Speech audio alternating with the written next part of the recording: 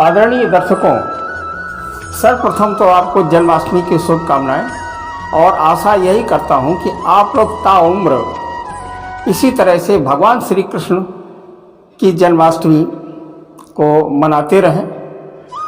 मित्रों, मैं के मिश्रा ज्योतिष शोध सेवा संस्थान से आज आपके समक्ष पुनः हाजिर हुआ हूँ। आज हम बात करने वाले हैं सूर्य का सिंह राशि में प्रवेश।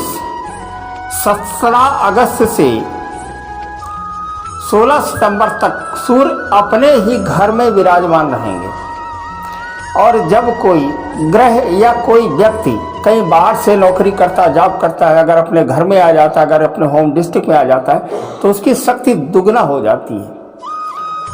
वहाँ मिट्टी की महक, उस घर का माहौल, उस घर का वातावरण, ये सब उसका पावर बढ़ जाता है। तो यहाँ तो सूर्य हमारे ग्रहों के राजा हैं, ग्रहों के देवता हैं, मंत्रिमंडल के राजा हैं, ग्रहों का जो मंत्र परिषद है इसके राजा हैं। सूर्य हमारे राजा हैं, शनि हमारे दंडाधिकारी हैं, बुध हमारे राजकुमार हैं, मंगल हमारे सेनापति हैं। इस तरह से ग्रहों का जो मंत्रिमंडल है वो आपस में डिवाइड कर दिया गया है। तो सूर्य है, अब इन्हें कहना क्या।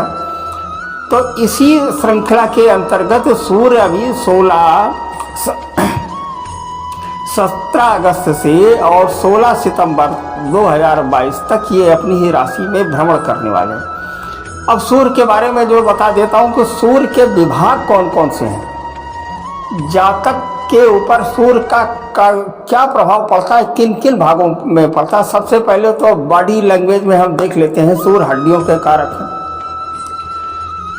सूर्य त्वचा के रंग के कारक हैं, सूर्य ललाट और मस्तक के कारक हैं, सूर्य आपके चेहरे की चमक के कारक हैं। अब आ जाइए समाज में।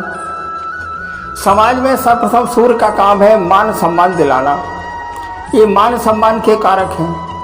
अगर सूर्य आपका कहीं से गड़बड़ होता है तो समाज में सम्मान बिल्कुल नहीं मिलता।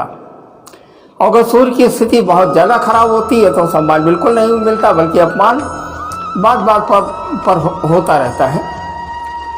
सूर्य आपके अगर कहीं नौकरी करते हैं, कहीं आप जॉब करते हैं, तो आपके जो उच्चाधिकारी हैं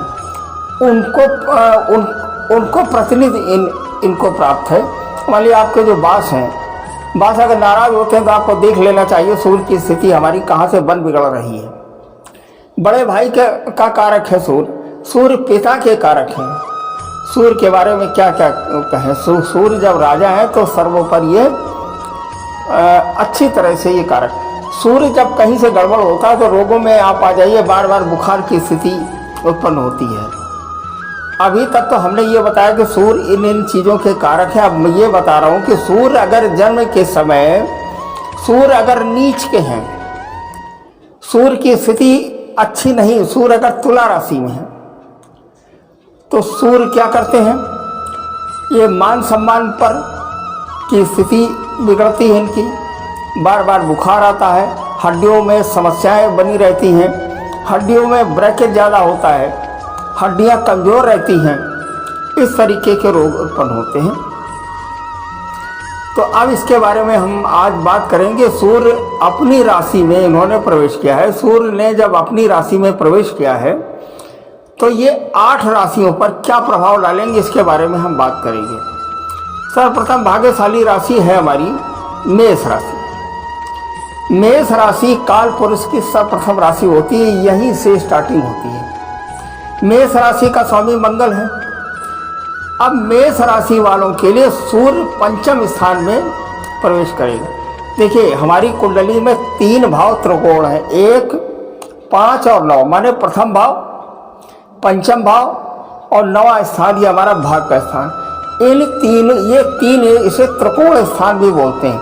ये बहुत ही शुभ स्थान माने जाते हैं। जब पंचम स्थान में सूर्य का गोचर होता है, पंचम स्थान से हम देखते हैं संतान, पंचम स्थान से हम देखते हैं शिक्षा, पंचम स्थान से हम देखते हैं प्रेम।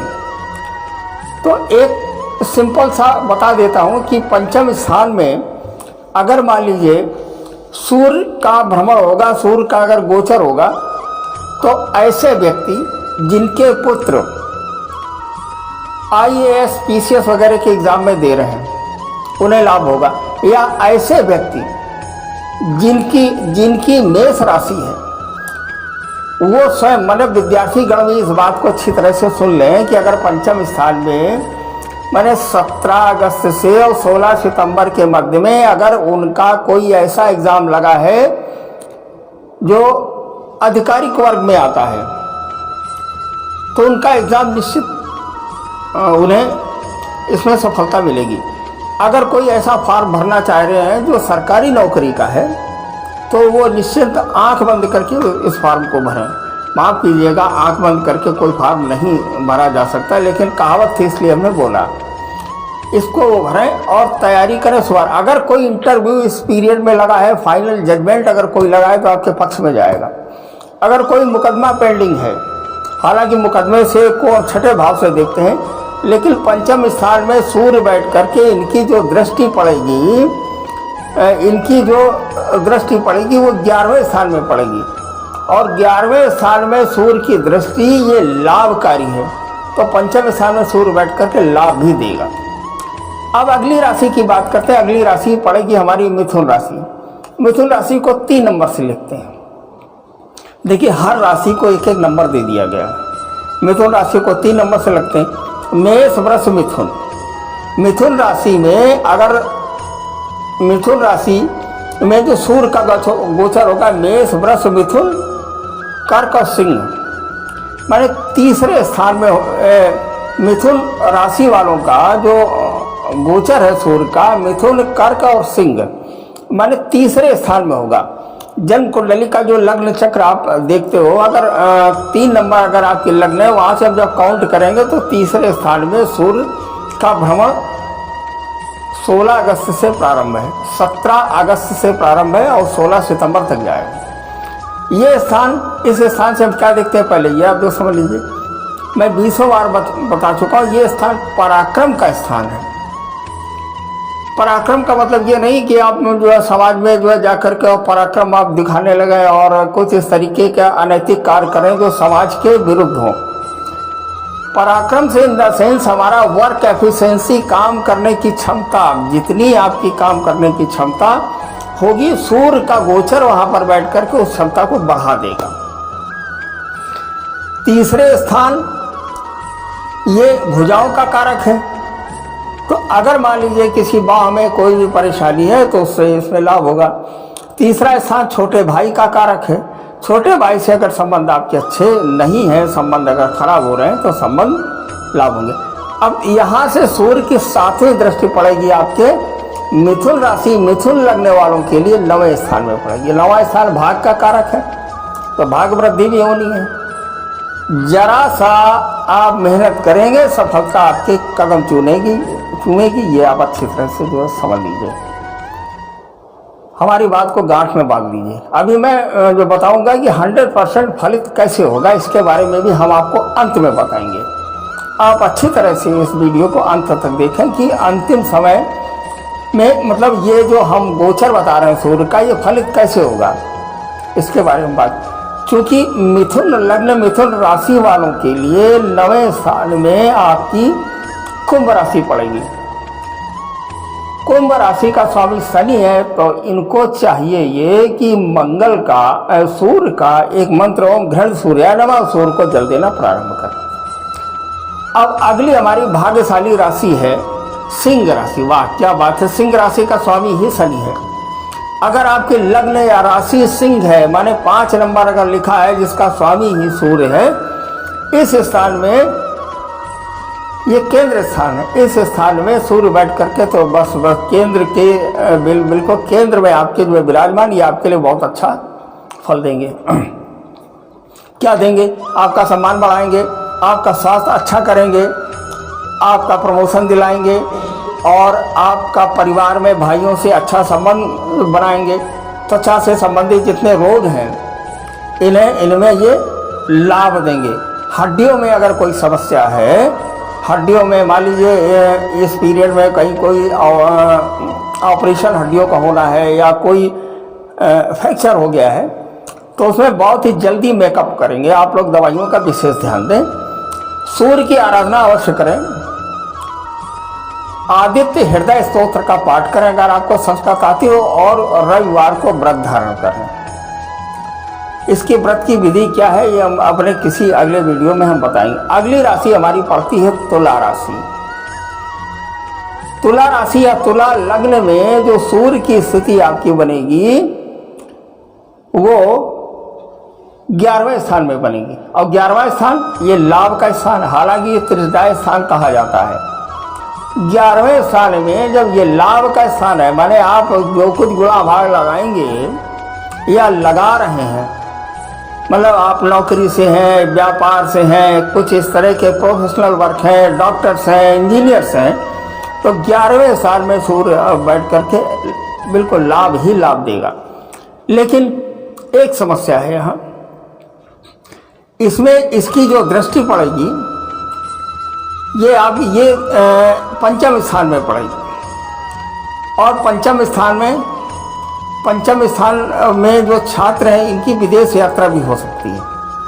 तो अगर आप विदेश नहीं जाना चाहते हैं तो आपके लिए ये ठीक नहीं, लेकिन विदेश यात्रा आप इसे कर सकते हैं। अगली राशि हमारी पड़ रही है वृश्चिक राशि, बहुत ही भाग्यशाली राशि है। वृश्चिक राशि का स्वामी मंगल, माने वृश्चिक लग्न हो या राशि हो, मैं पहले भी जो बता चुका हूँ, राशि और लग्न से केवल जो प्रतिदिन का राशि फल होता है वो चंद्र लग्न से ही देखना चाहिए। जो 2 दिन से ऊपर का फल है या साप्ताहिक राशिफल है या मासिक राशिफल है या वार्षिक राशिफल, ये लग्न से ही देखना चाहिए। मैं यहाँ जो बता रहा हूँ सूर्य का गोचर 1 माह का है, इसलिए आप इसको लग्न से ही देखें। अब अगली राशि हमारी पड़ती है वृश्चिक राशि। वृश्चिक राशि इसे 8वीं राशि होती है। काल पुरुष में मेष, वृष, मिथुन, कर्क, सिंह, कन्या, तुला और वृश्चिक, ये 8वीं राशि है। 8वीं राशि में जो सूर्य की स्थिति 8वीं राशि में सिंह राशि पड़ेगी जाकर के आपकी 10वें स्थान में। 10th house is the work house. ये जो 10वां स्थान है ये आपका कर्म का स्थान है, और इस कर्म के स्थान में सूर्य स्वराशि होकर के दे दनादन आपको क्या देंगे, प्रमोशन देंगे। अधिकारियों से संबंध खराब है, अधिकारियों से संबंध आपके बनेंगे। इनकी 7वीं दृष्टि आपके 4थे स्थान में पड़ेगी। जनता का स्थान है, और जनता के स्थान में अगर आपका कोई ऐसा कार्य है जो जनता से संबंधित, जैसे नेता लोग हो गए, ठीक, कोई ऐसा काम करने वाले हैं जिनसे जनता से हमारा रोज काम पड़ता है, इनके लिए बहुत ज़्यादा लाभकारी है। क्योंकि इसमें शनि की राशि पड़ेगी, तो अगर आपका कोई प्लॉट पड़ा है तो आपका मकान निश्चित बनेगा, इसमें कोई दो राय नहीं। क्योंकि सूर्य ग्रहों के राजा आपके सपोर्ट में है, आपके केंद्र में, और आपको इतना कुछ दे जाएंगे कि आप इसका अंदाजा नहीं लगा सकते। अगली राशि हमारी पड़ेगी धनु राशि। मित्रों, वीडियो लंबा हो रहा है, अब बात करते हैं धनु राशि की। धनु राशि का स्वामी गुरु है। गुरु की 2 राशियां हैं, मैं पहले बताऊं, धनु और मीन। गुरु राशि में जो सूर्य की स्थिति बनेगी जाकर के, जो सूर्य का गोचर होगा वो 9वें स्थान में होगा, और 9वां स्थान भाग का स्थान है।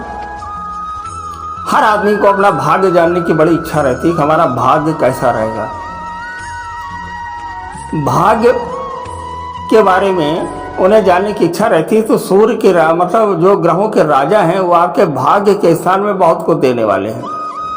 ये धनु लग्न और धनु राशि के बारे में बात करेंगे। पहली चीज़ तो ये भाग्य को बढ़ावा देंगे, नंबर 1 बात। और इसके बाद में यहाँ से जो इनकी दृष्टि पड़ेगी वो 3रे स्थान में पड़ेगी, तो ये पराक्रम को बढ़ावा देंगे। पिता का अगर स्वास्थ्य खराब है या पिता से संबंध खराब है तो संबंध बनेंगे, संबंध अच्छे होंगे, और आपको भी चाहिए कि पिता का सम्मान कर। देखिए, ऐसा है, जिसने जीवन दिया है उसका स्थान पिता से बड़ा है, ये मेरा मानना है। जैसे एक दिन एक लोगों ने हमसे प्रश्न किया कि माता और धरती माता, हमने कहा धरती माता से माता बड़ी है। क्यों? धरती उनका स्थान बड़ा है, धरती पर लाने वाली तो माँ है ना, तो पहले माँ, इसके बाद में देव पूजा।